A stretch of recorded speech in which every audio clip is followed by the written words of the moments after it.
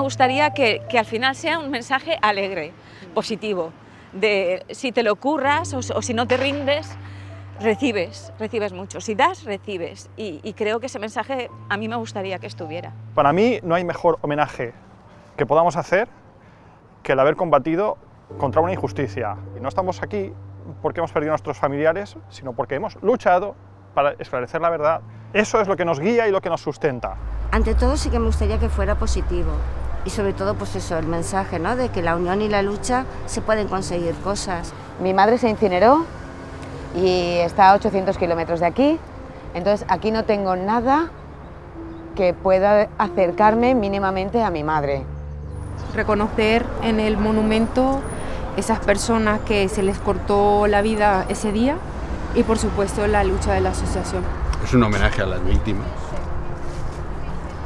y que sea una baliza que marque al ciudadano que hay que luchar para que no vuelva a ocurrir eso.